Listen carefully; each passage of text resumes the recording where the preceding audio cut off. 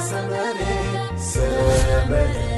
كابيزي رابيزي حيلنا للنار فلتت حبوز دستا سحاب سني تروفتا نفسد النهار سينما سمري عب سينما سمري تدعو مزنك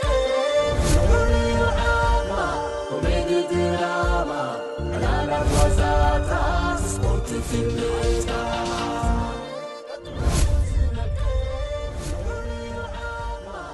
سلام تايرس عنان كبرات تخاتلتي كمي تصنحكم ماتشم أموشت كتهلو ناي وطرو تمنيت نايو كم توطرو نعخم نمزناين حبريتا نمتحلافن النتعرو حجيون نعخم يبك إعزبال نايو حدش سعبا حيزنا دبخيلناكم علنا كدم من جمارنا جن حدراكم لايك شير سابسكرايب بمقبار كتتبابعنان حدشو كبتحكم دما ناي مزخاخري كاجل جركة بلون الناتلاغنا سنكنا موراليامو متبعكم أيفلينا نبل سنايت أنحوت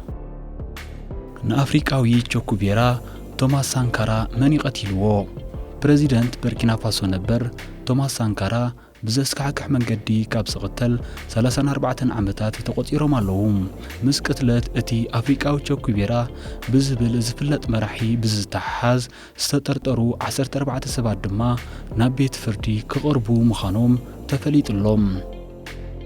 اتي بعل قرما مغوس اب حدنت أفريقا صنع امنت زنبرو مراحي اب 15 تقمتي شحنجعت ميتن 87 اب استخايد علوا منغستيو كاب وتادرات بستتكوسطي تقتيلوم نزي سيبو دما ناي قربا محزو نبر بليز كامبوري ناب سلطان ديبوم توماس 4 عامتات قدم قتلتو مس كامبوري بمخان ناب بريزنتنت زبقعو علوا منغستي اكايدوم نيروم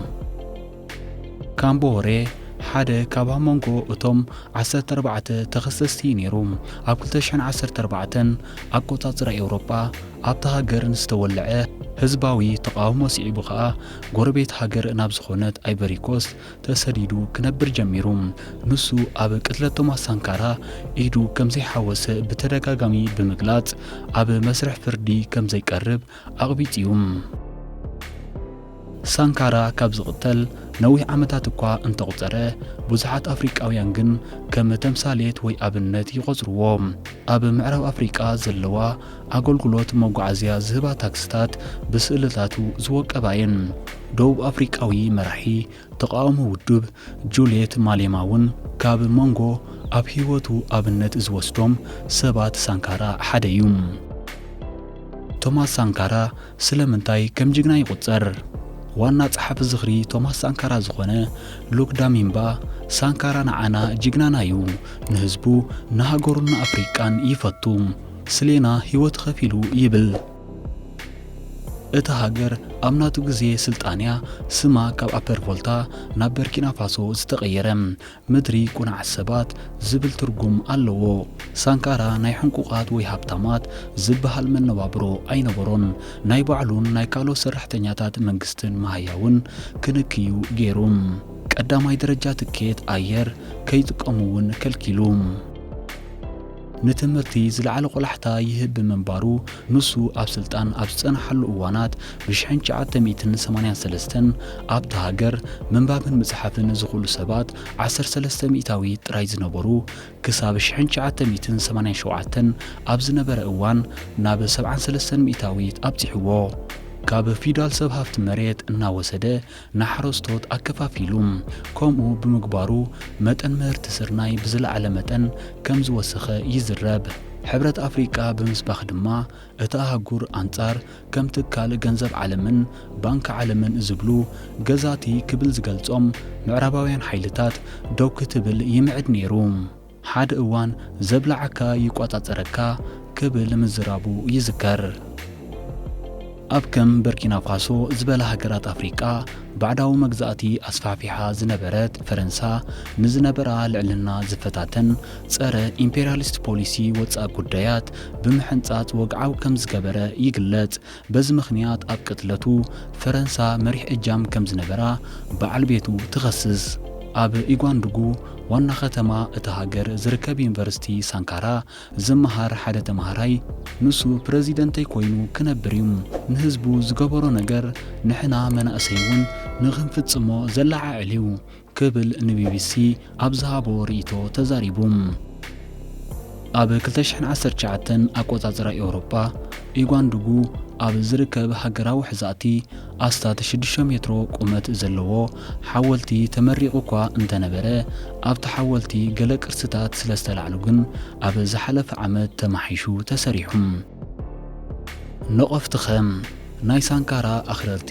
ጸጋማውያን ፖሊስታት ካብ ተጣበቕቲ ሰብኣዊ መሰላት ነቐፌታታት ይበጽሑ ምንባሩ ይግለጽ ኣምነስቲ ኢንተርናሽናል ብ1986 ኣብ ዘውፅኦ ጸብጻብ ተቃወምቲ ፖለቲካ ዝኾኑ ሰባት ብዘይትእዛዝ ቤት ፍርዲ ተኣሲሮም ስቅያት ከም ዝበጽሖም ኣፍሊጡ ነይሩ ሳንካራ ኣብ ዝመርሖ መንግስቲ ሚኒስተር ሓበሬታ ኮይኑ ዘገልግል ዝነበረ ሰርጌይ ቴኦፊል ባልማ ንፍልስፍና ዲሞክራሲያዊ ብዙሕነት ንምቕባል ዝደንጎየ ነይሩ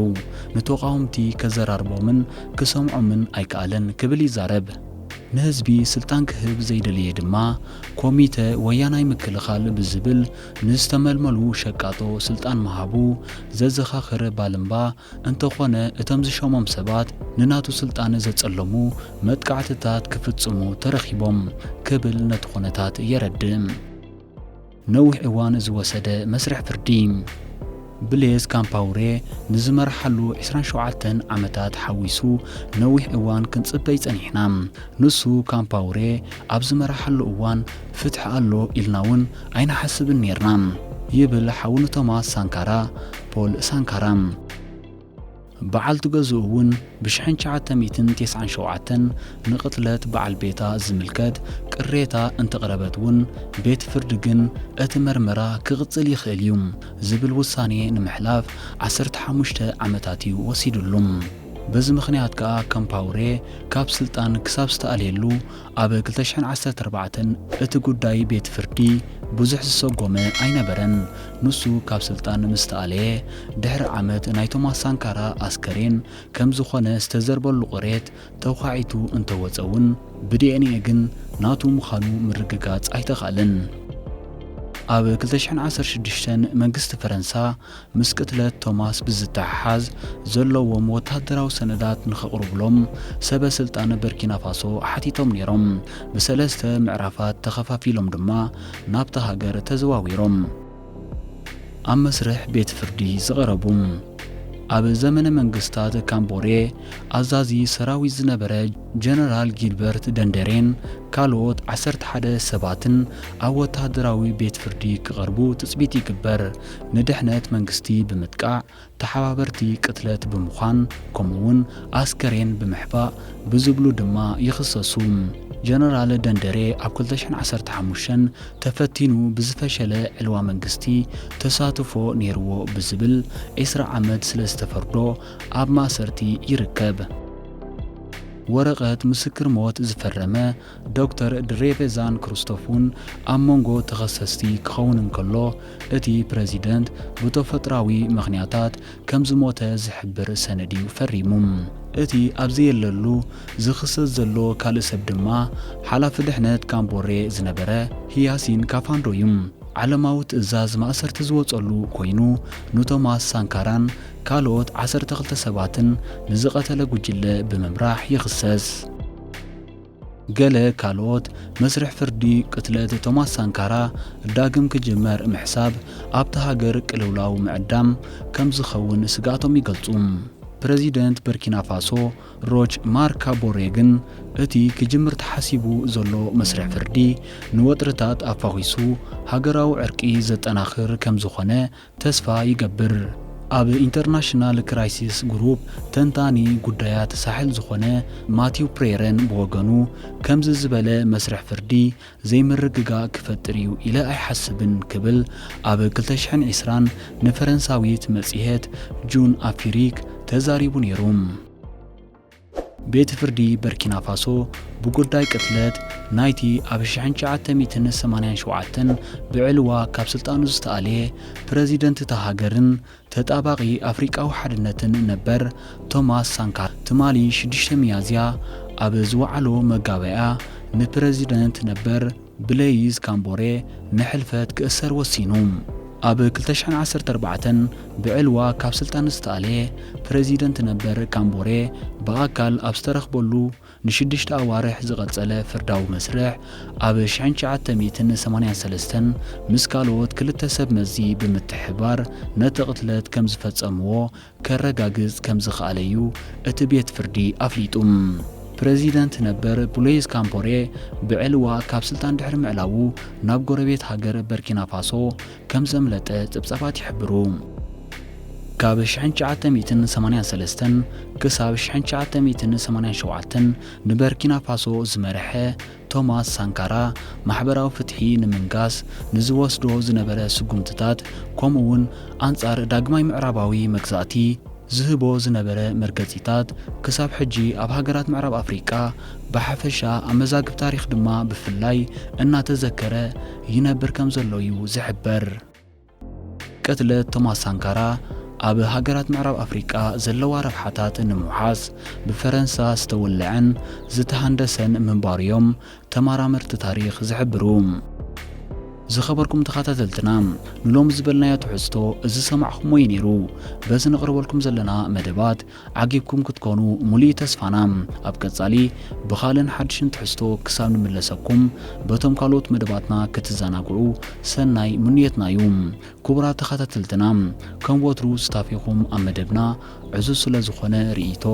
ምእረምታን ነቐፌታን ኣብ ምሃብ ኣይተሕመቑ። ከምኡውን ብወገንና ክቕርብ ኣለዎ እትብልዎ መደባት ጆባእ ክንብለኩም ወትሩ ቅርባት ኢና እሞ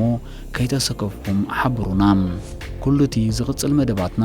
ኣብ ሰዓቱ መታን ክበጽሐኩም ከዓ ሳብስክራይብ ብምግባር ነታ ናይ ደወል ምልክት ምጽቃትን ሼርን ምግባል እጃምኩም እሞ ኣይትረስዑ እናበልና ብምክትታልኩም ኣዚናይና ንመስግን። ኣብ ቀጻሊ